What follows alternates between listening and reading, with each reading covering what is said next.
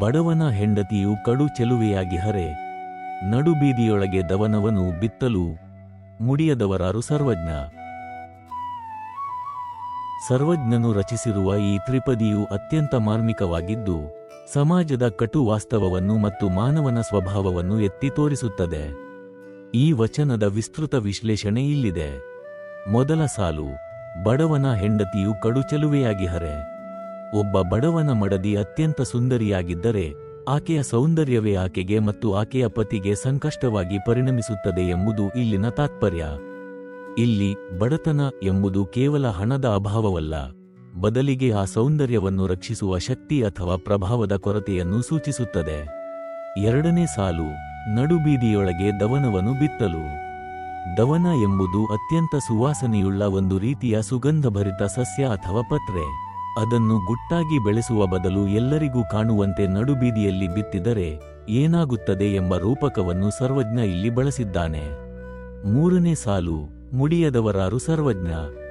ಬೀದಿಯಲ್ಲಿ ಬೆಳೆದ ದವನವನ್ನು ಕಂಡವರು ಯಾರೂ ಸುಮ್ಮನೆ ಹೋಗುವುದಿಲ್ಲ. ಪ್ರತಿಯೊಬ್ಬರೂ ಅದನ್ನು ಕಿತ್ತು ತಮ್ಮ ಮುಡಿಗೆ ಏರಿಸಿಕೊಳ್ಳಲು ಬಯಸುತ್ತಾರೆ.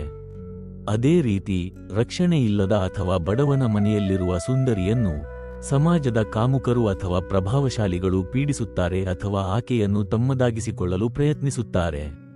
ಈ ವಚನದ ಗಹನವಾದ ಆಶಯಗಳು: ಸೌಂದರ್ಯವೇ ಶಾಪ, ಅಂದರೆ ರಕ್ಷಣೆಯಿಲ್ಲದ ಸೌಂದರ್ಯವು ಆ ವ್ಯಕ್ತಿಗೆ ಆಪತ್ತನ್ನು ತರುತ್ತದೆ. ಬಡವನಿಗೆ ತನ್ನ ಸುಂದರ ಪತ್ನಿಯನ್ನು ಸಮಾಜದ ಕೆಟ್ಟ ದೃಷ್ಟಿಯಿಂದ ಕಾಪಾಡಿಕೊಳ್ಳುವುದು ಸವಾಲಾಗುತ್ತದೆ. ಲೋಕದ ಕ್ರೌರ್ಯ, ಅಂದರೆ ಸಮಾಜವು ದುರ್ಬಲರ ಬಳಿ ಇರುವ ಶ್ರೇಷ್ಠ ವಸ್ತುಗಳನ್ನು, ಅದು ಸೌಂದರ್ಯವಿರಲಿ ಅಥವಾ ಸಂಪತ್ತಿರಲಿ, ಗೌರವಿಸುವುದಕ್ಕಿಂತ ಹೆಚ್ಚಾಗಿ ಅದನ್ನು ಕಿತ್ತುಕೊಳ್ಳಲು ಅಥವಾ ಅನುಭವಿಸಲು ಹವಣಿಸುತ್ತದೆ ಎಂಬ ಕಟು ಸತ್ಯ ಇಲ್ಲಿದೆ. ಅಸಹಾಯಕತೆ, ಅಂದರೆ ಬೀದಿಯ ದವನ ಯಾರಿಗೂ ಸ್ವತ್ತಲ್ಲದಂತೆ ಕಂಡರೂ ಅದನ್ನು ಎಲ್ಲರೂ ಬಳಸಿಕೊಳ್ಳುವಂತೆ, ಅಸಹಾಯಕ ಹೆಣ್ಣನ್ನು ಸಮಾಜವು ಸುಲಭವಾಗಿ ಬಳಸಿಕೊಳ್ಳಲು ಅಥವಾ ಅವಮಾನಿಸಲು ಯತ್ನಿಸುತ್ತದೆ. ಸಾರಾಂಶ: ಸರ್ವಜ್ಞ ಇಲ್ಲಿ ಸಮಾಜದ ನೈತಿಕ ಅಧಃಪತನವನ್ನು ವಿಮರ್ಶಿಸಿದ್ದಾನೆ. ಬಡವನ ಮನೆಯಲ್ಲಿರುವ ಅಮೂಲ್ಯ ವಸ್ತು, ಇಲ್ಲಿ ಸುಂದರ ಪತ್ನಿ, ಸಾರ್ವಜನಿಕ ಆಸ್ತಿಯಂತೆ ಪರರ ಕೆಟ್ಟ ಕಣ್ಣಿಗೆ ಗುರಿಯಾಗುತ್ತದೆ. ಶಕ್ತಿಹೀನನ ಬಳಿ ಇರುವ ಸೌಂದರ್ಯವು ಲೋಕದ ಕಣ್ಣಿಗೆ ಮುಡಿಯುವ ದವನದಂತೆ ಸುಲಭವಾಗಿ ಲಭ್ಯವಾಗುವ ವಸ್ತುವಾಗಿ ಕಾಣಿಸುತ್ತದೆ ಎಂಬುದು ಈ ತ್ರಿಪದಿಯ ಆಳವಾದ ನೋವು.